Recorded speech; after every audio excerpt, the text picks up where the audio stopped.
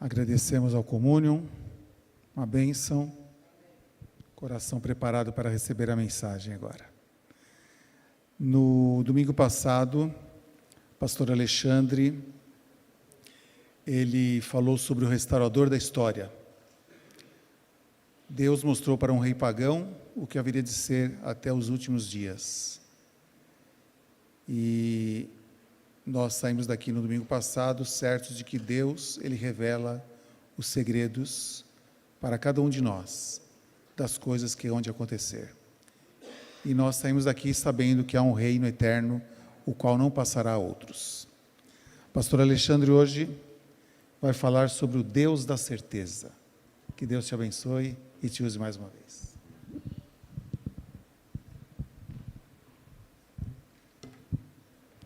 Uma boa noite a você. Como o Plínio... Pode colocar para mim, por favor? Hoje nós vamos falar sobre o restaurador da certeza. Como o Plínio introduziu, ele falou a respeito do Nabucodonosor, rei da Babilônia, um rei pagão, o qual Deus revelou a ele a história deste mundo em um único capítulo da Bíblia, mostrando que o reino não se limitaria ao poder dele.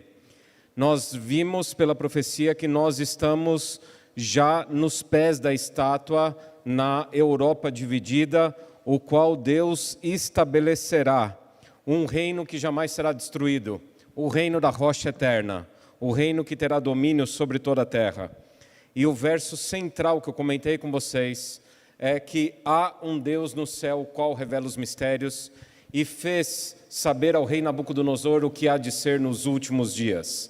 Há um Deus no céu, o qual revela os mistérios e fez saber a você o que vai acontecer nos últimos dias. E nos últimos dias ele deixa claro que ele voltará com poder e grande glória, acompanhado de todos os seus anjos, seus santos anjos celestiais. E então ele nos restaura na certeza da promessa que aparece mais de 1845 vezes nas Escrituras. 1845 vezes aparece nas Escrituras a certeza da vinda dele. Jesus Cristo, nosso Senhor e Salvador, nos deixou de maneira indubitável. Ele voltará. Ele voltará. E a pergunta que eu faço a você: como ele vai voltar? Como é que ele vai voltar? Porque quando eu faço essa pergunta para as pessoas, como é que Jesus Cristo vai voltar? Ele vai voltar em carne e osso? Ele voltará em espírito? Ele vai pisar nessa terra ou ele não pisará nessa terra? Quem é que vai ver a volta dele? Somente aqueles que têm a fé, aqueles que vão olhar com os olhos da fé, ou todas as pessoas verão a volta dele? Pessoas têm várias opiniões sobre isso aí. Então eu já revelo aqui para você 3 características que você deve guardar no teu coração. Ele não pisará nessa terra quando ele voltar. Ele voltará em carne e osso. E para mim essa é a revelação mais impactante e radical. Porque em um mundo onde as pessoas desmaterializam Deus, em um mundo onde as pessoas desmaterializam o céu, em um mundo onde as pessoas acreditam muito mais em uma cultura espírita do que numa cultura bíblica, essa é a revelação principal. Ele está em carne e osso no céu. A encarnação dele foi real. Ele encarnou para nos livrar da morte e do pecado. Morreu na cruz de verdade, ressuscitou de verdade, está no céu em carne e osso, voltará em carne e osso. E todo olho verá. Eu quero apresentar para você 1 Tessalonicenses capítulo 4, verso 16 e 17, para provar pelas Escrituras o que eu acabei de apresentar a você nessa noite aqui. 1 Tessalonicenses, capítulo 4, verso 16 e 17. Primeira característica, ele não pisa nessa terra. Porquanto o Senhor mesmo, dada a sua palavra de ordem, ouvida a voz do arcanjo, ressoada a trombeta de Deus, descerá dos céus, e os mortos em Cristo ressuscitarão primeiro. Depois nós, os vivos, os que ficarmos, seremos arrebatados juntamente com eles, entre nuvens para o encontro do Senhor nos ares. E assim estaremos para sempre com o Senhor. Então a primeira característica, confirmando, ele não pisará nessa terra, ele voltará com poder e grande glória, acompanhado de todos os seus anjos, ele não pisará nessa terra. E nós iremos ao encontro com ele, nos ares estaremos para sempre com o Senhor. Segunda característica, ele volta em carne e osso. Lucas capítulo 24. Todos os textos estão projetados na tela, mas eu vou ler aqui na palavra também. Lucas capítulo 24, versos 39 a 41 e o verso 51. Isso aqui é logo depois da ressurreição dele. Ele se encontra com os seus discípulos no cenáculo e então ele fala: vede as minhas mãos e os meus pés, que sou eu mesmo. Apalpai-me, verificai-me, porque um espírito não tem carne nem ossos, como vedes que eu tenho. Dizendo isto, mostrou-lhes as mãos e os pés. E, por não acreditarem eles ainda, por causa da alegria e estando eles admirados, Jesus lhes disse: tendes aqui alguma coisa que comer? Verso 51. E aconteceu que, enquanto os abençoava, ia se retirando deles, sendo elevado para as alturas. Então ele ressuscitou em carne e osso, ele se encontrou com os discípulos em carne e osso, comeu peixe com eles, ficou 40 dias com eles, e então ele é assunto ao céu em carne e osso, e voltará em carne e osso. E Apocalipse capítulo 1, verso 7, eis que vem com as nuvens e todo olho verá. Eis que vem com as nuvens e todo olho verá, até quantos os transpassaram, e todas as tribos da terra se lamentarão sobre eles certamente. Amém. Todo olho verá a volta dele, não é o olho da fé, todo olho verá. Então, quais são as três características? Ele não pisa na terra, ele vem em carne e osso e todo olho verá. Eu faço um alerta a você guarde isso no seu coração. Porque a palavra diz em Tessalonicenses que no tempo do fim Satanás vai imitar a volta de Jesus Cristo. Antes da verdadeira vinda dele, Satanás imitará a volta de Jesus Cristo. Mas ele não terá a capacidade de fazer uma imitação perfeita. Ele vai arregimentar as nações, enganando-as em conluio para enganar, se possíveis, os próprios eleitos. Então ele não pisa nessa terra, ele vem em carne e osso e todo olho verá. Mas nessa noite, eu quero me concentrar contigo em 9 sinais que a Bíblia apresenta a respeito da volta de Jesus Cristo. Como é a maior profecia das Escrituras, 1845 vezes a Bíblia afirma categoricamente, porque Ele é o restaurador da certeza, Ele não quer que você tenha dúvida. 1845 vezes a Bíblia afirma que Ele vai voltar. E Ele deixou 9 sinais na palavra, 9 grupos, dentre esses 1845 versos, que fazem alusão à volta dele. Ele deixou 9 grupos de sinais, para você não ter dúvida alguma da volta dele. Sinal histórico, sinal geológico, sinal astronômico, sinal social, sinal religioso, extrabíblico. Esse é um pouquinho mais complexo, a gente vai falar com ele. Extrabíblico são pessoas que não têm conhecimento da Bíblia, pessoas que estão fora da Bíblia, mas são religiosos. Sinais extrabíblico, sinal religioso intrabíblico, ou seja, no meio do povo de Deus, no nosso meio, de nós que estudamos as profecias, que temos conhecimento bíblico, qual que seria o sinal do meio do povo de Deus? Aqueles que conhecem a Bíblia, como é que eles estariam? Sinal geopolítico, sinal econômico e, por fim, o principal sinal de todos. Primeiro sinal, e aqui está em ordem cronológica, viu? O primeiro sinal ele falou quando ele estava próximo a ser assunto ao céu, próximo ao sacrifício e ser assunto ao céu. 39 anos depois que ele falou essa frase, Lucas capítulo 21, verso 20. Quando, porém, virdes Jerusalém sitiada de exércitos, sabei que está próxima a sua devastação. 39 anos depois que ele falou essa frase, Jerusalém foi sitiada. Em dois momentos.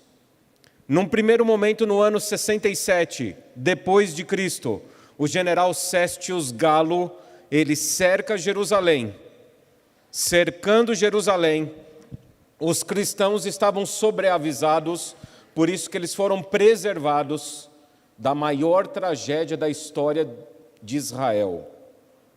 Uma tragédia tão fulminante, onde 2 milhões de pessoas morreram. E aí está, 3 anos antes, Céstio Galo, ele cercou Jerusalém.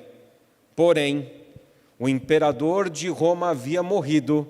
Céstio Galo, recebendo a notícia, ele volta correndo para tentar tomar o trono, e no retorno ao cerco de Jerusalém, os judeus de emboscada destroem o exército dele, ele chega humilhado em Roma, perde o poder, Vespasiano toma o trono e o filho dele, Tito, então é enviado para uma vingança. Todo esse tempo leva 3 anos. Os cristãos sobreavisados saem e fogem para a cidade de Pela. E Jerusalém então fica confortável, confiante que nada iria acontecer. Mas 3 anos depois, e aqui está o arco do triunfo do Marechal Tito, onde na lateral está desenhado a destruição de Jerusalém. 2 milhões de pessoas mortas. Jerusalém seria destruída no ano de 70, depois de Cristo, e só se reergueria depois da Segunda Guerra Mundial. Primeiro sinal, sinal histórico, foi fulminante e nos deixa a certeza da promessa da vinda dele. O segundo sinal, sinal geológico. Apocalipse capítulo 6, verso 12, a primeira parte. Apocalipse capítulo 6, verso 12. A primeira parte diz: vi quando o Cordeiro abriu o 6º selo e sobreveio grande terremoto. Primeira parte do verso. E nós estamos falando aqui do terremoto de Lisboa.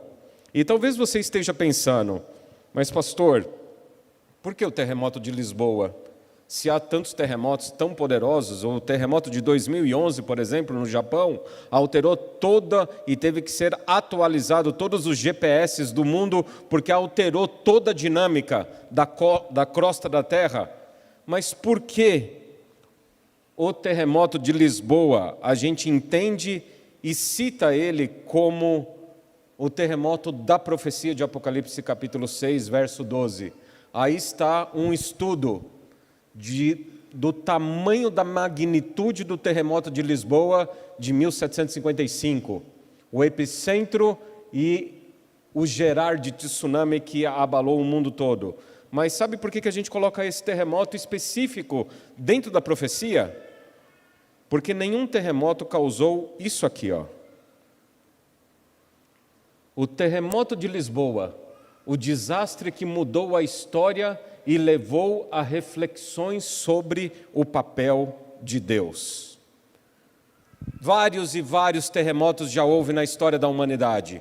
Milhares de terremotos, talvez milhões de terremotos.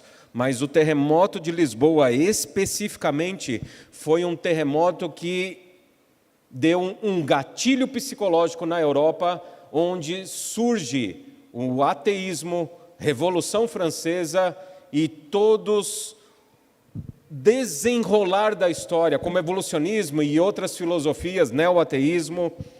Terremoto de Lisboa, o desastre que mudou a história e levou a reflexões sobre o papel de Deus. O sinal geológico foi cumprido em 1755. O sinal histórico foi cumprido no ano de 70 depois de Cristo. E note a data aqui, viu? Vocês repararam no cantinho aqui embaixo? 26 de agosto de 2024. Até hoje é falado sobre isso. Até hoje é escrito sobre isso.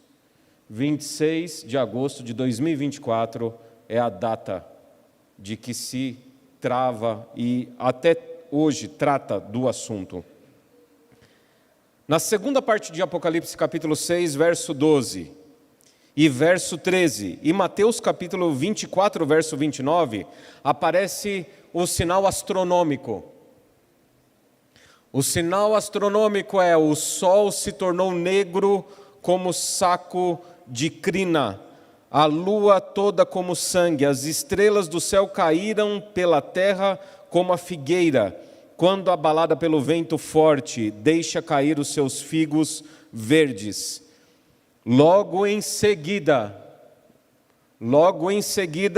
a tribulação daqueles dias, o sol escurecerá, a lua não dará sua claridade, as estrelas cairão do firmamento e os poderes do céu serão abalados. Esse é o sinal astronômico, a sinal histórico, sinal geológico, sinal astronômico. E quando aconteceu isso aí? Aí está uma imagem real, viu? Da época dos jornais. Na época dos jornais, no dia 19 de maio de 1780, aconteceu o dia escuro da Nova Inglaterra. O dia escuro da Nova Inglaterra foi um dia que até hoje há centenas de estudos na área da meteorologia, na área da astronomia, tentando explicar o que aconteceu. Centenas de dissertações de mestrado, teses de doutorado, porque nesse dia era impossível haver um eclipse. E outra coisa também, é impossível haver um eclipse solar e lunar no mesmo dia. E o que aconteceu nesse dia é que pela manhã o sol perdeu a claridade e a negritude, as trevas prevaleceram sobre a terra até quando chegou a parte da noite e a lua subiu como sangue no céu. O que aconteceu a partir desse período? Entenda, terremoto de Lisboa, 1755, 19 de maio de 1780, aparece então esse sinal na Nova Inglaterra, costa leste dos Estados Unidos ao norte. As pessoas foram despertadas para estudar sobre a volta de Jesus Cristo, que até então não era pregado sobre isso. Martinho Lutero havia estabelecido os fundamentos da sola scriptura, sola gratia, sola fide. Martinho Lutero havia estabelecido a reforma para fazer com que as pessoas voltassem às Escrituras, mas eles estudavam a respeito da graça, a respeito da fé, a respeito da salvação, mas as pessoas não estudavam sobre a volta de Jesus.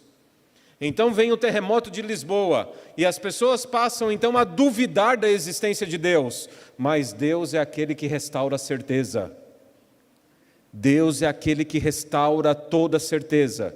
E então, quando houve o escurecimento do sol e da lua, as pessoas foram despertadas, porque a notícia espalhou. E as pessoas foram despertadas ao estudo de Mateus capítulo 24, de Lucas capítulo 21, de Apocalipse capítulo 6. E alguns anos depois, no dia 13 de novembro de 1833, então houve a maior queda de estrelas também, ocupando a costa leste dos Estados Unidos e também parte do Canadá. 4 horas da manhã o céu se iluminou, pessoas acordaram assustadas. E são figuras, então, que descrevem. Ele restaura toda a certeza. Sinal social, quarto sinal, 2 Timóteo, capítulo 3, versos 1 até o 5. E aqui eu vou abrir. 2 Timóteo, capítulo 3, versos 1 até o 5. E aqui diz: sabe, porém, isto, nos últimos dias sobrevirão tempos difíceis, pois os homens serão egoístas, avarentos, jactanciosos, arrogantes, blasfemadores, desobedientes aos pais, ingratos, irreverentes, desafeiçoados,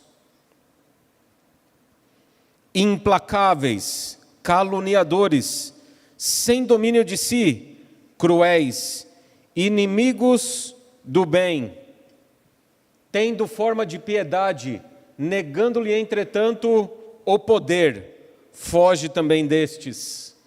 Sinal social. Bom, aqui não há muito o que comentar, né?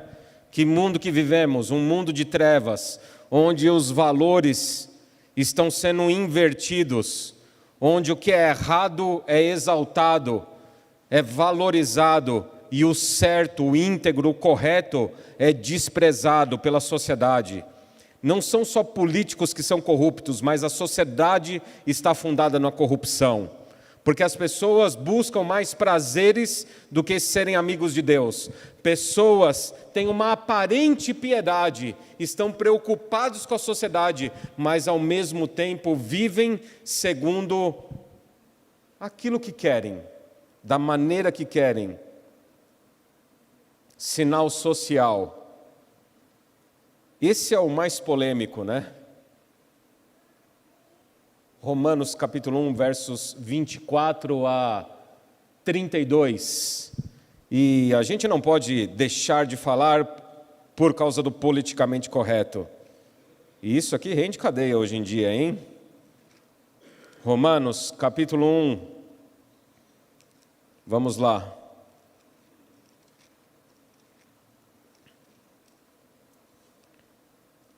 Versos 24 a 32, mas está destacado na tela para você, versos principalmente 26 e 27. Por isso, e eu vou ler o 24 também e o 25, tá? Por isso Deus entregou tais homens à imundícia, pelas concupiscências de seu próprio coração, para desonrarem o seu corpo entre si, pois eles mudaram a verdade de Deus em mentira, adorando e servindo a criatura em lugar do Criador, o qual é bendito eternamente. Amém.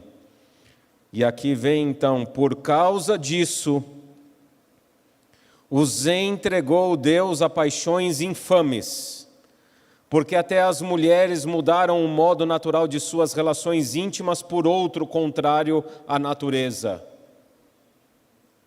Por causa disso, semelhantemente, melhor dizendo, verso 27, semelhantemente os homens também, deixando o contato natural da mulher, se inflamaram mutuamente em sua sensualidade, cometendo torpeza, homens com homens, e recebendo em si mesmos a merecida punição do seu erro. Então, o sinal social é claro aí. O sinal social é claro. Doenças desde a década de 80, viu? Ligados a isso aí. Eu já disse em outros sermões aqui, não se preocupe com a varíola do macaco, Mpox, porque varíola é uma doença que é resultado de perversão sexual. O crente não precisa ter medo. O crente não precisa ter medo. E as pessoas acham que está tudo certo. Sinal social, sinal geológico, sinal astronômico, sinal histórico, e chegamos agora ao sinal extra-bíblico. Mateus capítulo 24, verso 5 e verso 11. Porque virão muitos em meu nome, dizendo, eu sou o Cristo, e enganarão a muitos. Levantar-se-ão muitos falsos profetas, e enganarão a muitos. E aí está uma gama deles. Pessoas que se autodenominam o Messias. Esse de óculos da ponta aqui é até ex-adventista do sétimo dia, viu? David Koresh. No Texas, ele levou um grupo de pessoas a um sítio e tacou fogo nele, nas pessoas, porque eles eram Messias. O cometa estava passando lá, o Halley, e aí eles falaram, a gente vai viajar na cauda do cometa, né? Tem até uma musiquinha aí, né? E estão mortos, porque o salário do pecado é a morte. O que eu fico mais impressionado de todos esses aí, viu? Porque esses aí são pessoas do mundo todo, viu? Mas a história que eu mais fico impressionado de todos é esse camarada de turbante branco com a faixa azul na cabeça. Esse camarada aqui, ele fez um pacto tão grande com Satanás que chegou a sair publicações na CNN a respeito dele, onde ele aparece no meio das pessoas, manifestando sinais e milagres, e desaparece do meio de pessoas, e ele fez isso na frente de jornalistas. Ele aparece em Nairobi, no Quênia, e aparece no Paraguai, na América do Sul. Esse é o mais assustador de todos, e para mim, é praticamente um demônio que se personifica. É entrevistado na década de 80, se você pesquisar, você vai encontrar sobre ele lá. Ele fala, eu não lembro o nome dele, viu, Samantha? Mas ele fala que ele vai aparecer para todo olho vê-lo. E ele vai aparecer na televisão, a imagem dele, e você vai ouvir a voz dele dentro da sua cabeça. Essa foi a última entrevista que ele deu uns 20 anos atrás. Eu não tive mais notícia desse camarada aí, viu? Por onde que ele anda. Mas foi a história que eu mais fiquei impressionado. Aqui no Brasil nós temos a versão brasileira do Henrique Cristo, né? Que você dá risada, né? Mas sabe quantas pessoas seguem Henrique Cristo e acreditam que ele é o Messias? Chuta. Alguém chuta aí um número. Quantas pessoas você acha que o Henrique Cristo, sabe aquele que aparece em entrevistas, né? Que o pessoal tira sarro, dá risada? Quantas pessoas você acha que ele tem como seguidores que acreditam que ele é o Messias? No Brasil. 65 mil pessoas. Ele lota um estádio de futebol. Ele lota um estádio de futebol de pessoas que acreditam que ele é o Messias. Aquele ao centro lá em cima com a mão na testa é José Luiz de Jesus Miranda. Esse é o maior de todos. Ele tem seguidores na América do Norte, na América Central e na América do Sul. Ele já veio para o Brasil. Arrasta multidões. 3 a 4 milhões de pessoas seguem ele acreditando que ele é Jesus Cristo, que ele é o Messias. Sinal extra-bíblico, viu? Porque esse povo que segue é porque não estuda a Bíblia, viu? Extra-bíblico. Mas sabe qual que é o sinal mais triste de todos que eu vou apresentar para você nessa noite? O sinal mais triste de todos que eu vou apresentar para você nessa noite é o próximo. O próximo sinal que Jesus nos deu em sua palavra é o sinal intrabíblico que eu chamo. o sinal religioso intrabíblico.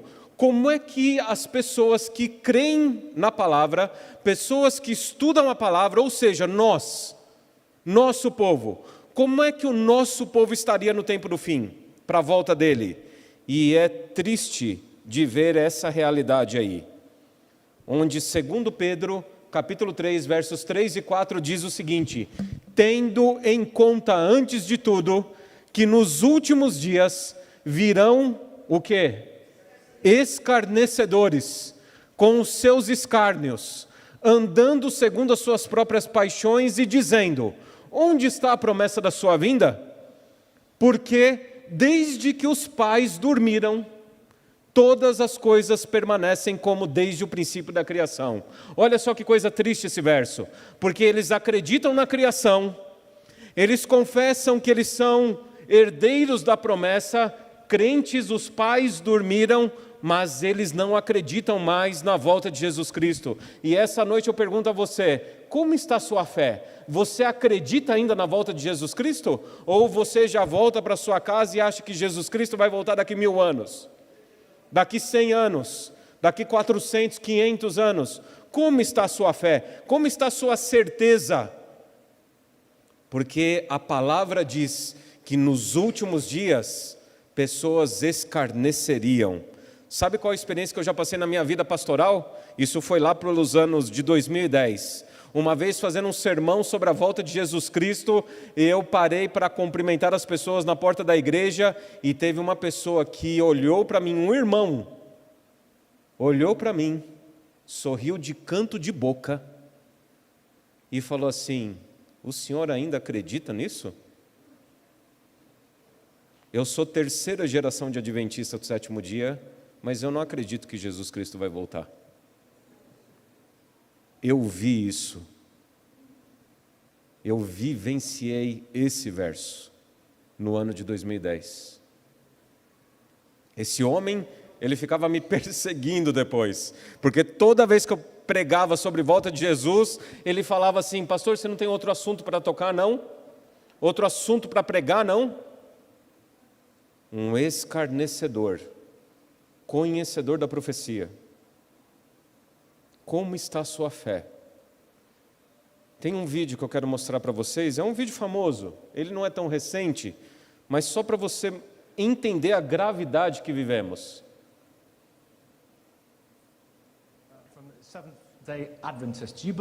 Esse é um pastor adventista, talvez você já viu esse vídeo. Ele está num programa de televisão da BBC. Yeah, I believe the end is coming. What will happen is, according to the biblical record, Christ will descend from heaven with his angels, and he's coming to take those who have accepted him and been saved by his grace. Can I just, will this literally happen? It will literally happen. The sky There'll be will... the sign, there'll be the sound of the trumpet. There'll be the voice of the archangel. There'll be the appearance of Christ, literally, with his angels. Yeah. He's coming to take those who've accepted him and believe in him and rescue them from this earth. He's going to bring in justice and righteousness.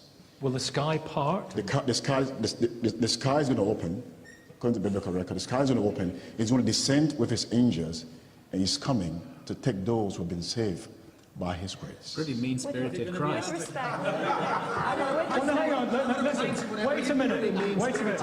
You're not going to be laughing soon, I'll tell you that. Listen, this is all in the Bible, isn't it? It's in Revelations and Thessalonians, and it's in Revelation, John. it's in Thessalonians, it's in the book of John. Yeah. What happens then? What happens during there's a thousand year period. What happens then? Yeah, there's a period of 1,000 years. Só um trecho do vídeo, tem 3 minutos e pouco. Depois entra um padre fazendo um comentário desastroso ali. Mas note o escárnio. Note o escárnio das pessoas. E ali estava um contexto de várias religiões. Ali tinha muçulmano, tinha católico, tinha evangélico, tinha descrentes também na plateia. Mas um comentário depois até do padre falando é absurdo. Pessoas que têm contato com as Escrituras não acreditariam mais na volta de Jesus Cristo. Veja os sinais como se cumprem. Sinal, geopolítico, Mateus capítulo 24, versos 6 e 7. E certamente ouvireis falar de guerras e rumores de guerras. Vede, não vos assustei, porque é necessário assim acontecer, mas ainda não é o fim. Porquanto se levantará nação contra nação, reino contra reino, haverá fomes e terremotos em vários lugares. Existem sites hoje que eles mapeiam conflitos internacionais ao vivo. Esse é um mapa atual de conflitos que estão acontecendo na Terra. Guerras e rumores de guerra. Todos os países em vermelho, de maneira direta ou indireta, estão envolvidos em algum tipo de conflito. Veja a quantidade de conflitos. Quero destacar aqui para você a guerra contra a Ucrânia, o norte da África e também a guerra de Israel, Hezbollah e Hamas. Por que eu destaco isso aqui? Porque são guerras próximas e guerras que, do modo como elas vêm se desenvolvendo já 1 ano e meio para 2 anos, tudo indica que elas estão sendo um catalisador da Terceira Guerra Mundial.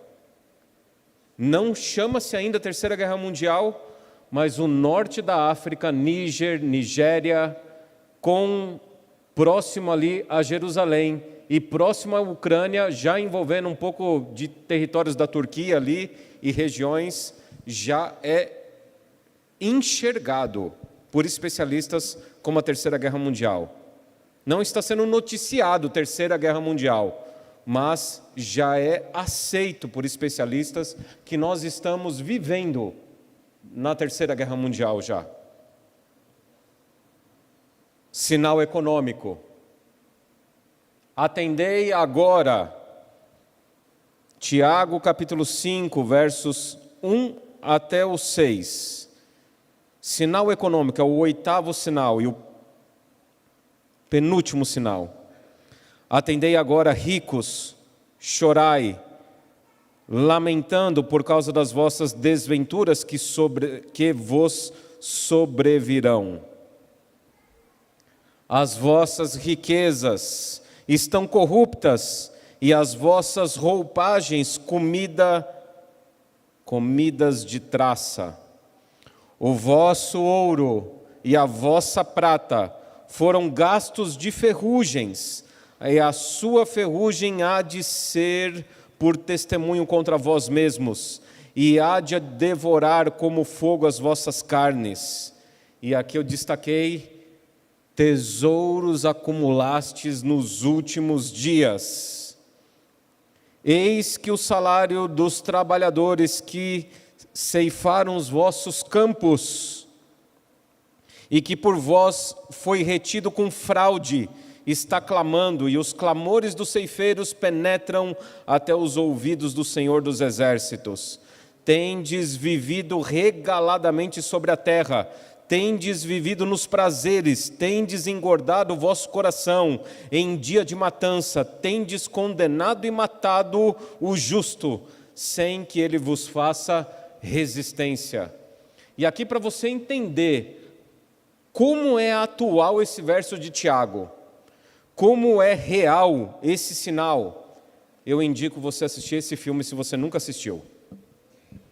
Esse filme ele não foi muito divulgado assim, não sei porquê, porque talvez um dos melhores filmes que eu já assisti nos últimos 20 anos. Você lembra do ano de 2008 que aconteceu no mundo? No ano de 2008, mais ou menos lá em agosto de 2008, as pessoas acordaram com o chamado circuit break das bolsas de valores. Um banco centenário chamado Lehman Brothers faliu, desencadeando a falência de vários bancos ao longo dos Estados Unidos, da Inglaterra e também da Finlândia. Milhares e milhões de pessoas foram jogadas, desempregadas e tiveram que assumir uma crise financeira sem igual. sem igual. Esse filme é um filme que é um documentário onde o diretor, o autor do filme, vai entrevistar os psicólogos e psiquiatras dos banqueiros. Você sabia que o dono do Lehman Brothers, depois que o banco dele faliu, ele ficou 120 bilhões de dólares mais rico? O cara perdeu o banco e depois da falência do banco, ele ficou 120 bilhões de dólares mais rico. Enquanto pessoas estavam desempregadas, desesperadas, pessoas que perderam todo o seu plano de aposentadoria. Pessoas que investiram, porque nos Estados Unidos não tem previdência, não tem INSS. Pessoas investem para receber dividendos e se aposentar. E naquele período, pessoas perderam todo investimento. Pessoas se suicidaram. E o filme, eu vou descrever ele rapidinho aqui, dá para você assistir e ver mais detalhes, mas tudo começou pela ganância humana. Esses ricões aí iam jantar em restaurantes em Nova York e sentado na mesa falava assim, olha, comprei 5 jatos. E aí o outro saía depressivo, porque o amigo dele comprou 5 e ele comprou 4. E aí ele tinha que arrumar alguma maneira de ter dinheiro para comprar o 6º, o 7º, o 8º jato. E então começou uma corrida chamada Corrida do Subprime. O que é a Corrida do Subprime? O que foi? Foi emprestar dinheiro para quem eles sabiam que não iria pagar. E então começou um relacionamento de prostituição entre construtoras, bancos e pequenas agências de empréstimo, onde o construtor, querendo vender casa, vendia casa para famílias que sabia que não tinha condição de pagar, que por sua vez o banqueiro falava, pode emprestar sem problema algum, sabendo que não ia pagar, e então aqueceu o mercado de maneira mentirosa. Era uma questão de tempo a pobreza. Isso foi ali 2000 e foi crescendo. Quando chegou no ano de 2008, essas famílias previsivelmente começaram a devolver as casas. Não tenho condição, não tenho condição de pagar, não tenho condição de pagar. E eles já sabiam disso. Sabiam tanto. E sabe por que o dono do Lehman Brothers ele ficou rico? Porque ele vendeu o papel podre e contratou uma seguradora para pagar pelo papel podre quando o papel se revelasse podre. A seguradora AIG, internacional, que foi socorrida pelo governo norte-americano.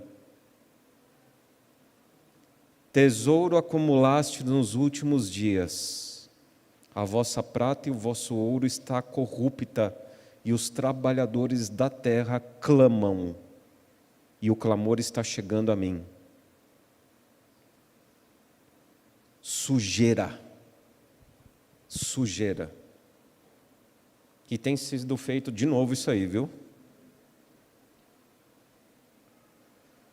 Mas o principal sinal de todos e o último sinal que eu deixo para você aqui, que você veio aqui essa noite, o principal sinal de todos. Veja, Jesus, ele é o restaurador da certeza. Essa noite você veio aqui e viu que ele deixou o sinal histórico, a destruição de Jerusalém.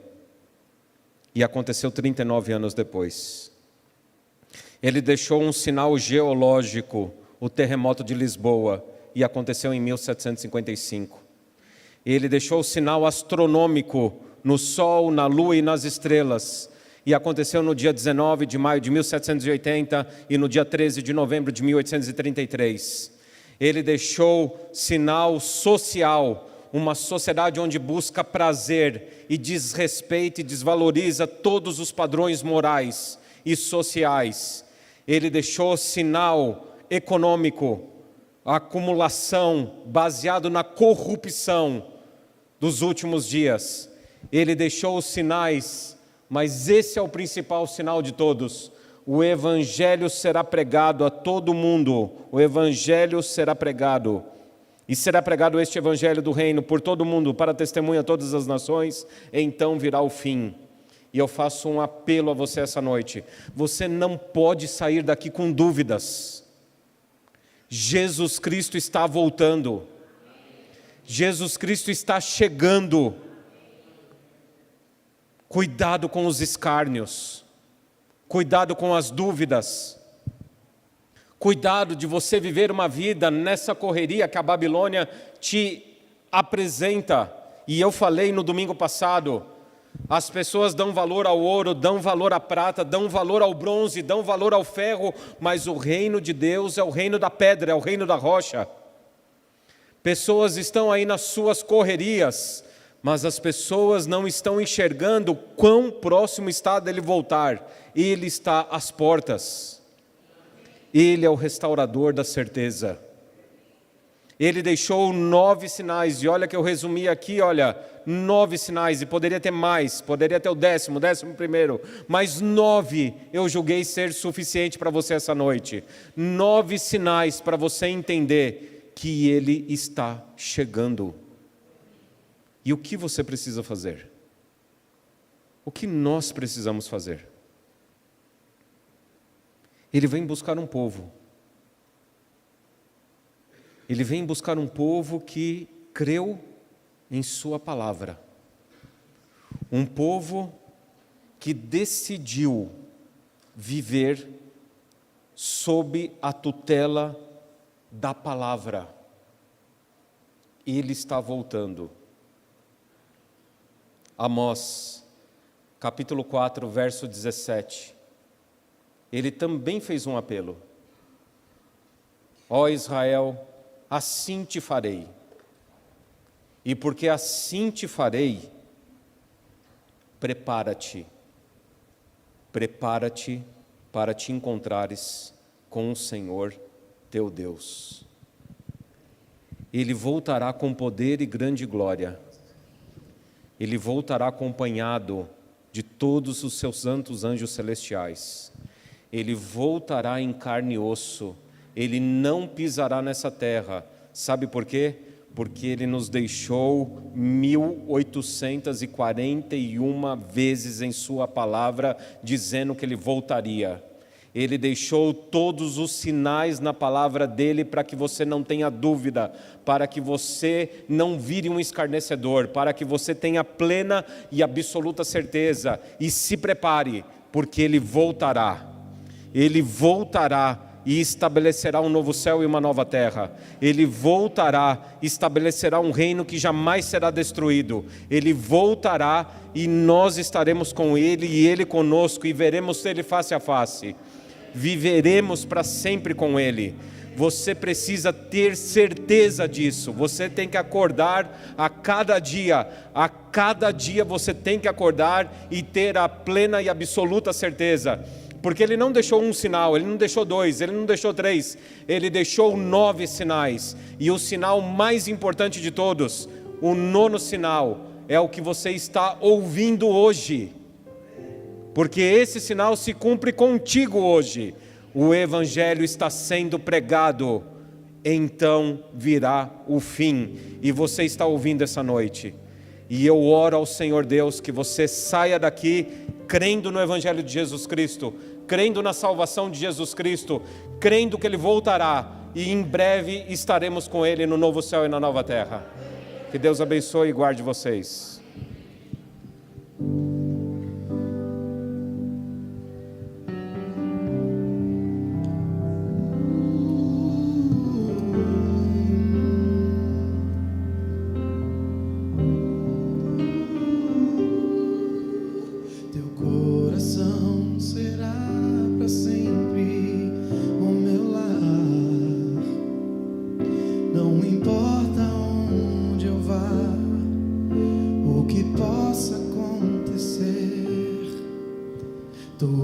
Meu guia, um ponto bem seguro.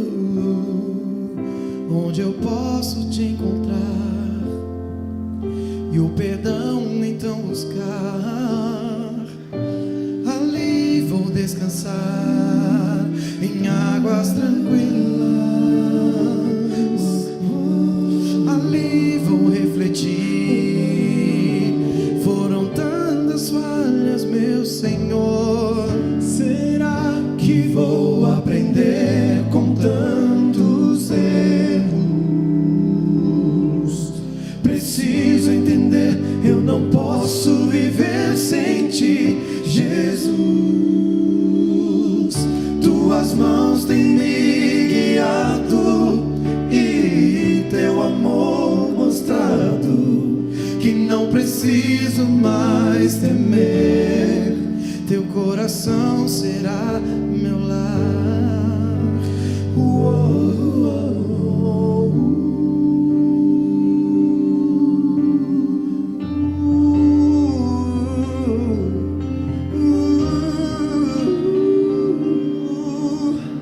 Às vezes choro por tentar então falhar, mas tu vens me consolar, minhas lágrimas secar.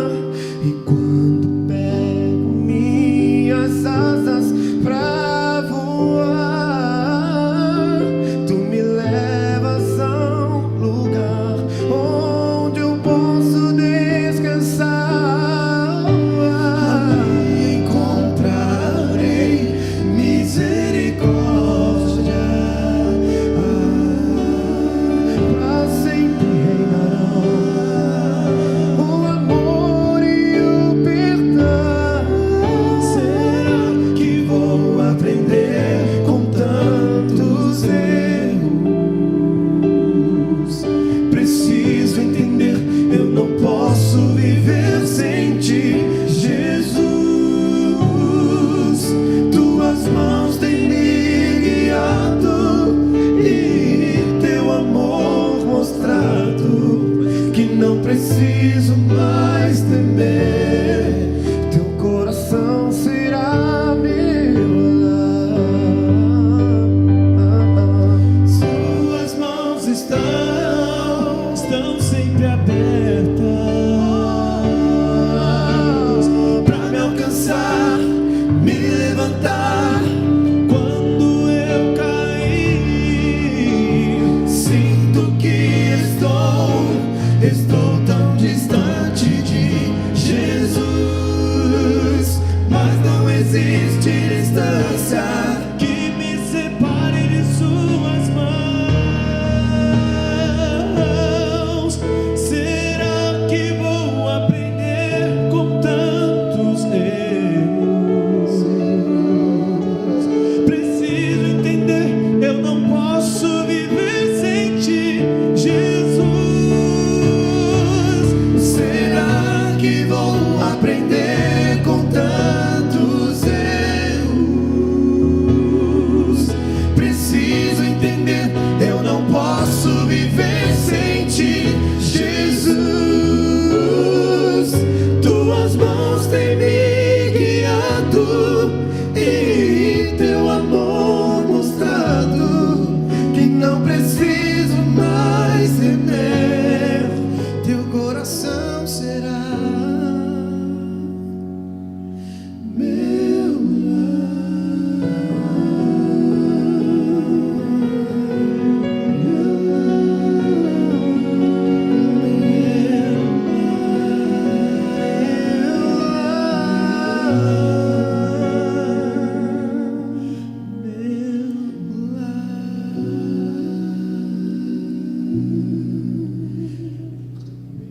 Ele é o Cordeiro que se entregou. Ele é o leão que ressuscitou. Ele traz meu nome escrito nas mãos, e seu sangue nos trouxe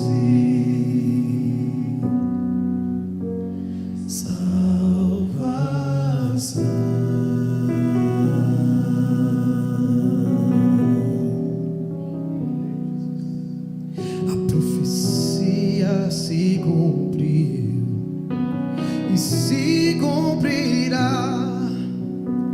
o Cordeiro de Deus ressurgiu e vai voltar.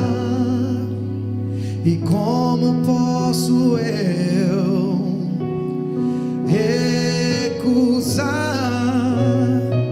se ele veio pra morrer em meu lugar?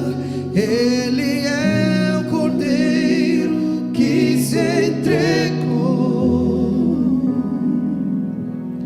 Ele é o leão que ressuscitou.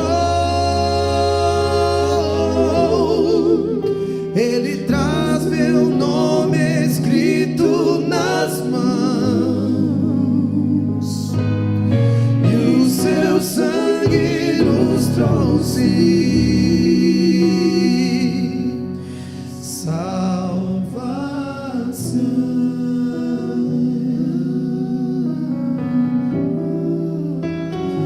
não tardará.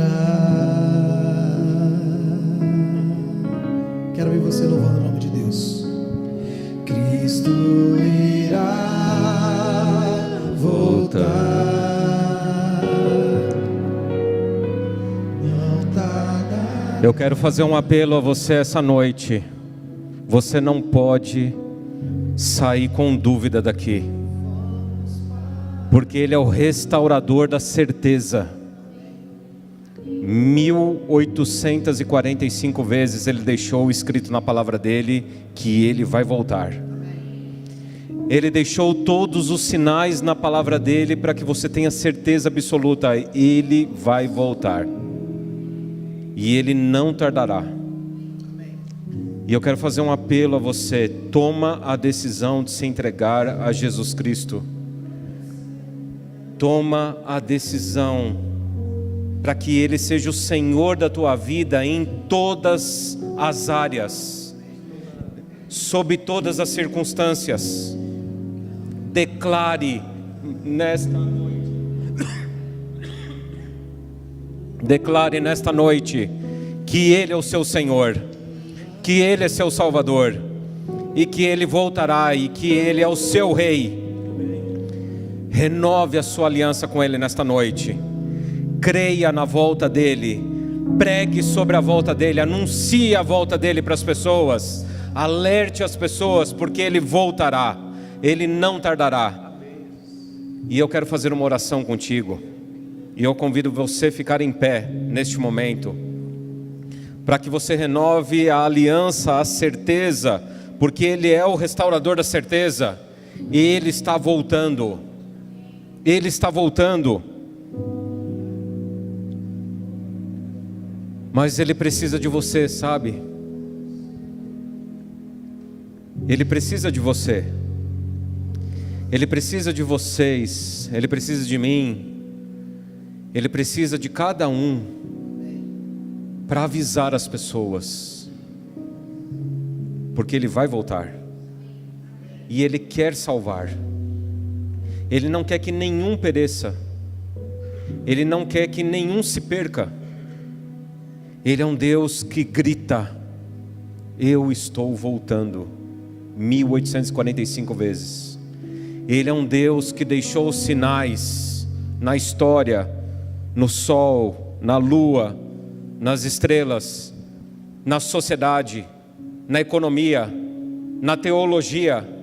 Ele deixou sinais para que você não tenha dúvida, mas principalmente para que você fale para as pessoas: Ele está chegando, e Ele quer salvar as pessoas. Ele não tem prazer na morte de ninguém. Ele quer somente que você creia e que você viva uma vida vibrante, expectante, ansiosa pela volta dEle. E se você crê e quer ser usado por Ele, eu peço que você levante a sua mão, porque Ele vai te usar, e você será uma testemunha poderosa dEle para as pessoas, porque este mundo precisa ser alertado, esse mundo precisa ser avisado. Ele está chegando. Senhor Deus, Aqui estão pessoas que levantaram a mão porque manifestaram que creem nas tuas promessas, Pai. Creem que o Senhor está voltando.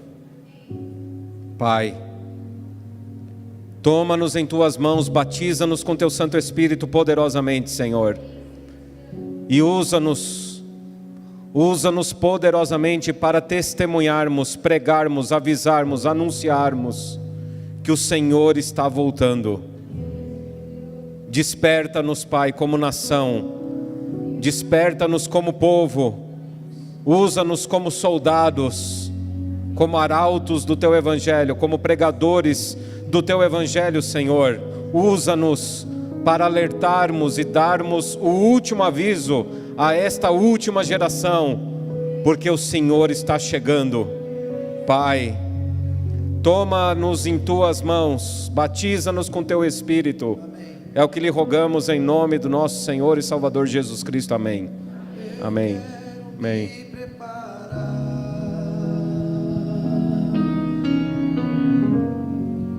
Pois vamos logo subir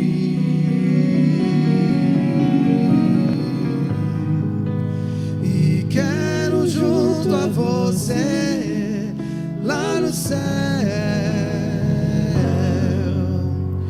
conversar com Jesus.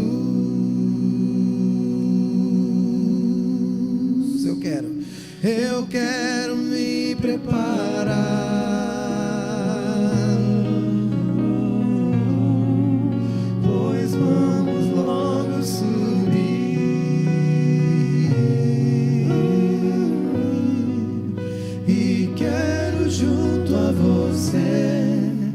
Lá no céu, conversar com Jesus. Amém. Tenham todos uma ótima semana. Nós teremos um sorteio agora. Pode se acalmar aí, você vai ganhar um presente da igreja do Tucuruvi.